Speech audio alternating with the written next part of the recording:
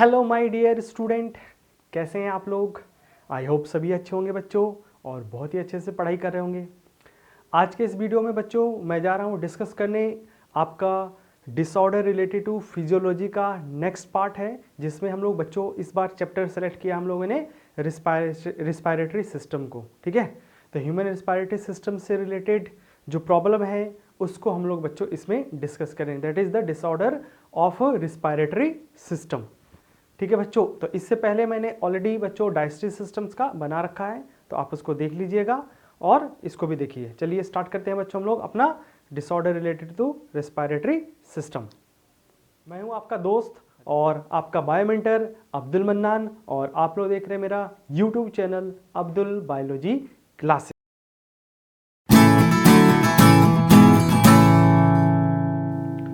तो बच्चों respiratory systems के जो डिसऑर्डर हैं उसमें आपका एक है बच्चों एज्मा, दूसरा है आपका एम्फेसिमा एंड तीसरा है आपका ऑक्यूपेशनल रिस्पायरेटरी डिसऑर्डर। ठीक है, बट बच्चों मैं इसमें आपका एक एक्स्ट्रा डिस्कस करूंगा कार्बन मोनोऑक्साइड पॉइजनिंग्स। ठीक है ना, और इसके अलावा थोड़ा सा निमोनिया के बारे में भी मैं बताऊंगा बच्चों इसमें। ठीक है, तो चलो मैं स्टार्ट करता हूँ। पहला डिजीज डिस्कस करते हैं बच्चों एज्मा। ठीक है ना, वैसे तो इसको अस्थमा भी कहते हैं बट सही प्रोनाउंसिएशन एज्मा इसको कहा जाता है बच्चों। बट कोई प्रॉब्लम नहीं, आपको जैसे प्रोनाउंस करना है करिए, ये आपका मैटर है। ठीक है बच्चों, तो एज्मा में बच्चों ये वन ऑफ द क्या होता है एलर्जिक रिएक्शन होता है, मतलब ये एलर्जिक डिसऑर्डर है बच्चों, ध्यान में रखना। दैट मीन सम एलर्जेंट, एलर्जेंट का मतलब हो गया वो फॉरेन सब्सटेंस जिसके वजह से ये एलर्जी इनिशिएट होता है, इन्फ्लामेशन इनिशिएट होता है बच्चों। ठीक है, उस एलर्जेंट्स के बेसिस पे हमारा जो ये ट्रैकिल सिस्टम है वो ओवर एक्टिव होता है, उसी के वजह से ये आपका एज्मा होता है बच्चों। एज्मा एक्चुअली में क्या है बच्चों, इसमें हिंदी में इसको बोला जाता है दम्मा। ठीक है ना, क्या बोलते हैं इसको, दम्मा, मतलब सांस छोड़ने और लेने में बच्चों इसमें थोड़ा सा प्रेशर दम लगाना पड़ता है, जोर से लेना पड़ता है। अब उसके पीछे रीजंस क्या है तो वो हम पता लगाने की कोशिश करते हैं बच्चों, क्या रीजंस है। ठीक है, तो एलर्जिक रिएक्शंस है, इसमें कोई ना कोई एलर्जेंट होगा। एलर्जेंट्स मतलब हो गया बच्चों जिसके वजह से ये रिएक्शंस हो रहा था तुम्हारा, और ये इफेक्ट करता है बच्चों रिस्पायरेटरी ट्रैक को इफेक्ट करता है। ध्यान में रखना, किसको इफेक्ट करेगा, रिस्पायरेटरी ट्रैक को इफेक्ट करता है तुम्हारा। लेट्स सपोज ये मास्ट सेल्स है बच्चों, ये हमारे रिस्पायरेटरी ट्रैकिया का ये मास्ट सेल्स है। तो जैसे एलर्जेंट इसके साथ बाइंड करता है ये मास्ट सेल तुरंत हिस्टामिन सिक्रीट करता है, और हिस्टामिन जो बच्चों होता है आपका ये वेसो डायलेटर होता है और ब्रोंकियो कॉन्स्ट्रिक्टर होता है तुम्हारा इसमें। ठीक है ना, ब्रोंकियन कॉन्स्ट्रिक्टर होता है। ठीक है, और इस एलर्जेंस के वजह से बच्चों मतलब ये तो आपका ब्रोंकाई जो है बच्चों वो नैरो हो रहा है। साथ में क्या होता है बच्चों, इस एलर्जीज को काउंटर करने के लिए इस पूरे रिस्पायरेटरी ट्रैक्स में यहाँ पे ढेर सारा म्यूकस रिलीज होना स्टार्ट होता है पूरे ट्रैक में। ठीक है ना, इस trachea, bronchi and then bronchioles and then उसके बाद इसमें प्राइमरी सेकेंडरी ब्रोंकियोल्स, इन सब में क्या होता है बच्चों आपका म्यूकस का भी सिक्रेशन होता है। साथ में बच्चों इसमें जो मसल्स हैं उसमें स्पाज्म होने लगता है। क्या होने लगता है, स्पाज्म होने लगता है, जैसा कि सिम्टम्स में मैंने यहाँ पे लिख के रखा है, स्पाज्म होने लगता है स्मूथ मसल्स में। स्पाज्म में एक्चुअली में क्या होता है बच्चों, ये एक पेनफुल और इरेगुलर मसल्स कॉन्ट्रैक्शन है। ठीक है ना, कॉन्ट्रैक्ट करता है, जिसके वजह से और भी क्या होता है, ये जो ल्यूमेन है बच्चों और नैरो होने लगेगा, और भी नैरो होने लगता है। तो इस केस में बच्चों जो इनहेलेशंस वगैरह होता है, ठीक है ना, ये डिफिकल्ट होता है, मतलब ब्रीदिंग ही पूरा का पूरा क्या होता है, डिफिकल्ट हो जाता है, इसमें सांस लेने में दिक्कत होने लगती है बच्चों। ठीक है ना, अब इसके एज्मा के जो मेन सिम्टम्स अगर हम देखें बच्चों तो इसमें है आपका सिम्टम्स क्या क्या है देख सकते हैं इसमें। पहला है जैसे अभी बताया spasm of the smooth muscles. ठीक है ना, जिसके वजह से ये आपका वाल ही नैरो हो जा रहा है। ठीक है, तो हवा आने जाने का रास्ता थोड़ा सा ब्लॉक हो जाएगा। दूसरा इसके बाद बच्चों इस एलर्जेंस के वजह से ये म्यूकस वगैरह सिक्रीट होता है, और साथ में ये कफिंग को सेंसेशन देता है, मतलब खांसी होने लगेगा तुम्हारा इसमें। ठीक है, और पहले ही बताया नैरो होने की वजह से बच्चों सांस लेने में तकलीफ होता है, difficult in the breathing. And इसके अलावा बच्चों जो आपका ब्रोंकाई एंड ब्रोंकियोल्स है ये स्वेल कर जाएगा और रेड हो जाता है, तो स्वेलिंग एंड रेडनेस हो जाता है। कहाँ पे, आपका ब्रोंकाई एंड ब्रोंकियोल्स का जो वाल होता है वो स्वेल नहीं करता है। ठीक है, इस केस में बच्चों अगर हम ट्रीटमेंट करना चाहें तो इसकी शुरुआत इस मास्ट सेल्स और हिस्टामिन्स की वजह से हो रहा है। तो सीधा सीधा हम क्या करें, अगर बच्चों एंटी हिस्टामिनिक ड्रग अगर यूज़ करते हैं तो हमें इस एलर्जी से थोड़ा बहुत छुटकारा मिल जाएगा। इसके अलावा अगर मान लो किसी को बहुत ज़्यादा सीवियर प्रॉब्लम है अस्थमा का, तो उनके पास एक इन्हेलर होता है, माउथ से इन्हेल करते हैं, जिससे वो स्पाज्म और जो म्यूकस वगैरह है वो थोड़ा सा रिलैक्स होता है, जिससे ये और भी ब्रॉडर हो जाएगा, इसका डायमीटर बढ़ जाएगा तुम्हारा, तो उनको सांस लेने में फिर तकलीफ नहीं होगी बच्चों। तो ये था एज्मा, ठीक है ना। नेक्स्ट आते हैं बच्चों हम लोग दूसरा डिजीज यहाँ पे डिस्कस करते हैं, साथ में ही आपका है एम्फिसिमा, ठीक है ना। ये एम्फिसिमा बच्चों वही आपका बहुत सारे मूवी पीवीआर वगैरह में देखा होगा, तो उसमें ऐड दिखाता है, जैसे स्पेशली सिगरेट स्मोकिंग से रिलेटेड है, तो सिगरेट स्मोकिंग से एज आपका एम्फिसिमा हो सकता है तुम्हारा। तो एम्फिसिमा में एम्फी मीन्स होता है, एम्फिसिमा मीन्स होता है बच्चों की full of air, full of air. तो लंग्स का जो फाइनल एल्वुलर पार्ट होता है बच्चों, वहाँ पे जो हवा भरता है वो वहाँ पे भरा ही रह जाता, बाहर निकलता नहीं है। कैसे नहीं निकलता है, उसके पीछे रीजंस पता करते हैं। तो एम्फिसिमा बच्चों एक क्रॉनिक डिसऑर्डर है, समझ लेना, बहुत ही खतरनाक नहीं बोलेंगे, लेकिन क्रॉनिक डिसऑर्डर होता है तुम्हारा इसमें, मतलब पेशेंट को बहुत ज़्यादा तकलीफ होने वाला है, ठीक है ना। और इसका जो मेजर कॉज है बच्चों वो आपका सिगरेट स्मोकिंग ही होता है, ठीक है ना, सिगरेट स्मोकिंग।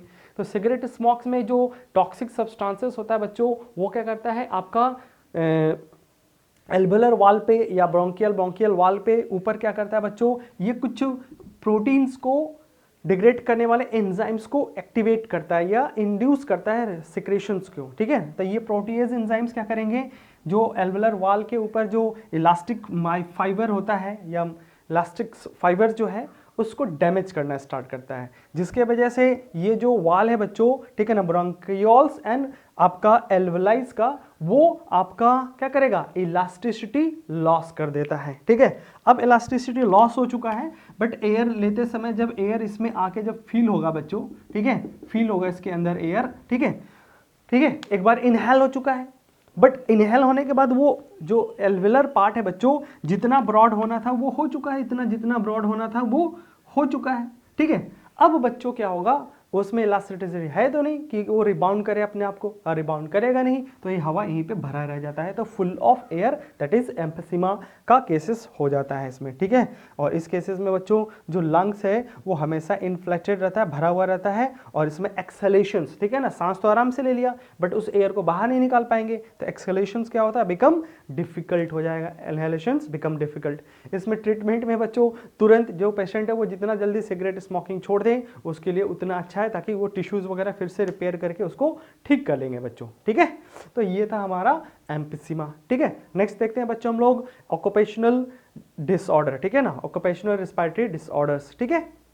नेक्स्ट आ जाते हैं बच्चों ऑक्यूपेशनल रिस्पिरेटरी डिसऑर्डर।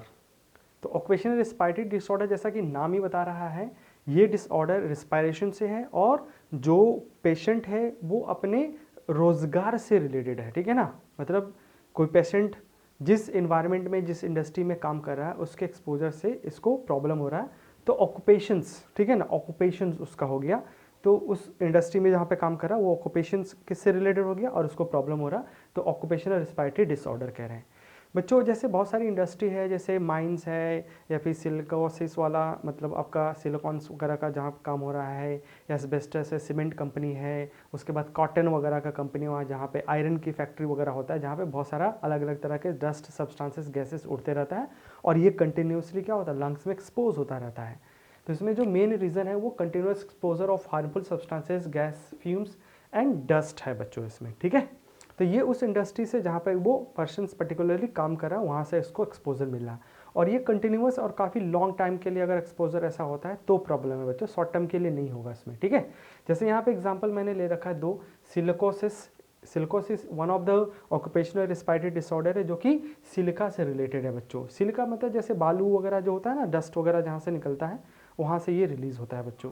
उसके बाद एस्बेस्टोसिस, तो एस्बेस्टस का जो कंपनी होता है उसमें एस्बेस्टस डस्ट रिलीज होता रहता है बच्चों, सीमेंट के जैसा कुछ सब्सटेंसेस होता है, ठीक है। तो वो भी लंग्स में और सीमेंट कंपनी में भी हो सकता है, सिलिकोसिस वहाँ सीमेंट कंपनी में भी हो सकता है। तो ये कुछ रिस्पिरेटरी डिसऑर्डर है। इसमें सिम्टम्स अगर हम देखते हैं बच्चों तो सीरियस लंग डैमेज होता है, सीरियस लंग डैमेज, ध्यान में रखना, lung damage due to the fibrosis. तो फाइब्रोसिस का मतलब होता है बच्चों कि इसमें due to the exposure of that particular substances lungs के अंदर फाइब्रस टिश्यू बहुत ज़्यादा तेज़ी से बनता है, उसको बोलते हैं फाइबर्स का प्रोलिफरेशंस, तो फाइब्रस का प्रोलिफरेशन होता है जिससे अलग ही कुछ बन जाता है। और बच्चों ध्यान में रखना है कि इसमें ऑक्यूपेशनल रेस्पिरेटरी डिसऑर्डर में अपर रेस्पिरेटरी पार्ट जो होता है लंग्स का वो ही इफेक्टेड होता है, लोअर जैसे एल्वुलर तक नहीं पहुंचेगा। समझ में आ रहा है? जैसे एम्फेसिमा के केस में देखा या निमोनिया के केस में भी देखोगे कि वहाँ पे क्या हो जाता है बच्चों, जो इन्फेक्शन होता है वो एकदम इनर पार्ट मतलब एल्वुलर तक पहुँच जाता है, बट इसमें कहाँ तक जाएगा बच्चों, अपर रेस्पिरेटरी ट्रैक्ट तक ही जाता है तुम्हारा इसमें। ठीक है, अदर सिम्टम्स में इन्फ्लामेशन है, स्वेलिंग है। अदर में क्या क्या है बच्चों, इन्फ्लामेशन, स्वेलिंग और रेडनेस होता है। लंग्स इसमें क्या करेगा, इन्फ्लामेटेड हो जाएगा, स्वेल हो जाता है, फूल जाता है, वो इन्फ्लामेशन जैसा ही होगा, रेड भी हो जाएगा तुम्हारा बच्चों इसमें। ठीक है ना, ड्यू टू दैट प्लोरिफरेशंस और due to that exposure of that particular kind of the dust. अब इसमें रेमेडी में क्या है बच्चों कि जो भी पेशेंट है, ठीक है ना, जिस इंडस्ट्री में काम कर रहा है उस वहाँ पे उसके हिसाब से उसको प्रोटेक्टिव इक्विपमेंट देना होगा। जैसे स्पेशली मास्क हो गया बच्चों, ठीक है ना, तो मास्क अलग अलग साइज़ का होता है वो उसको प्रोवाइड करना होगा। उसके अलावा कंपनी में बच्चों जैसे हेलमेट है, ग्लव्स है, शूज़ है, जैकेट है, अलग अलग तरह के प्रोटेक्टिव इक्विपमेंट दिया जाता है, वो देना होगा उस वर्कर को ताकि उसको इस तरह का कोई एक्सपोजर ना हो बच्चों। ठीक है, तो ये था रिस्पायरेटरी डिसऑर्डर हो गया तुम्हारा। नेक्स्ट आ जाते हैं बच्चों हम लोग कार्बन मोनोऑक्साइड पॉइजनिंग्स। ठीक है ना, कार्बन मोनोऑक्साइड पॉइजनिंग्स। ठीक है, जैसा कि हमें पता है बच्चों जो हमारा हेमोग्लोबिन होता है वो किसके किसके साथ बाइंड कर सकता है, ये ऑक्सीजन के साथ बाइंड कर सकता है, कार्बन डाइऑक्साइड के साथ बाइंड कर सकता है और कार्बन मोनोऑक्साइड के साथ भी बाइंड कर सकता है बच्चों। और कार्बन मोनोऑक्साइड के साथ हेमोग्लोबिन का बच्चों जो एफिनिटी होता है बहुत ज़्यादा है, 210 टाइम 210 टाइम ज़्यादा होता है देन कार्बन डाइऑक्साइड से। ठीक है, तो इसकी एफिनिटी ज़्यादा है, तो जब ये बाइंड करेगा बच्चों तो ये एक स्टेबल कंपाउंड बना लेता है। जैसे कार्बन डाइऑक्साइड अगर बाइंड करता है तो रिवर्सिबली बाइंड करता है, मतलब जब ऑक्सीजन बाइंड करेगा तो कार्बन डाइऑक्साइड हट जाता है हेमोग्लोबिन से। ठीक है, लेकिन इस केस में बच्चों यहाँ पे परमानेंटली बाइंड कर जाता है और इसके साथ जो ऑक्सीजन बाइंड करेगा, ठीक है ना, बाइंड कर गया, ये ऑक्सीजन रिलीज ही नहीं होगा। मतलब ऐसा मत सोचना कि अगर कार्बन मोनोऑक्साइड बाइंड कर चुका है हेमोग्लोबिन के साथ तो कार्बन ऑक्सीजन बाइंड नहीं करेगा, बाइंड करेगा लेकिन बच्चों ये स्टेबल हो जाएगा और ये ऑक्सीजन रिलीज नहीं होता। और इसके वजह से बच्चों जो ब्लड होता है वो आपका मैरून मतलब रेड से मैरून तरफ हो जाता है, मतलब थोड़ा डार्क रेड हो जाता है तुम्हारा इसमें बच्चों। ठीक है, अब इसमें ऑक्सीजन की कमी से बच्चों क्या होता है, उस पर्सन को सफोकेशन लाइक सिचुएशन होता है। सफोकेशन के लिए यहाँ पे एक टर्म्स है बच्चों, एस्फिक्सिएशंस कहते हैं उसको, तो दैट्स लाइक अ सफोकेशंस, मतलब ऑक्सीजन की कमी से जैसे दम घुटने लगता है उसका। इसके अलावा अदर सिम्टम्स में क्या है बच्चों, कार्बन मोनोऑक्साइड पॉइजनिंग के केसेस में हेडेक हो जाएगा, डिजीनेस मतलब चक्कर आने लगता है हल्का हल्का। ठीक है, उसके बाद nausea that is vomiting sensations. ठीक है ना, ऐसा सिचुएशन बच्चों जैसे मान लो घर के अंदर पूजा अगर हो रहा है तो हवन के टाइम पे जो धुआं निकलता है, या घर में जैसे कछुआ छाप आपने जलाया या किसी पर्टिकुलर काइंड ऑफ द अगरबत्ती है, ठीक है, तो उसके वजह से उसके स्मोक्स के वजह से, ठीक है ना, जो स्मोक होता है उसके वजह से भी बच्चों थोड़ा बहुत ऐसा डिजीजनेस और हेडेक जैसा सिचुएशन हो सकता है। तो अगर आपको कभी भी फील हो कि आप you are getting exposure of the carbon monoxide, जैसे कि लालटेन है, मोमबत्ती है या फिर कोई लकड़ी वगैरह बर्न हो रहा है तो उसमें से भी निकलता है, तो आप तुरंत एक फ्रेश एयर में चले जाइए वहाँ पे। ठीक है, यही इसका रेमेडी। अगर ये सिचुएशन काफ़ी समय तक रहा तो हो सकता है कि पर्सन्स बच्चों इसमें इवन डेथ भी हो सकता है, पर्सन्स का डेथ भी हो सकता है, मर भी सकता है इसमें। ठीक है, तो ये था कार्बन मोनोऑक्साइड पॉइजनिंग।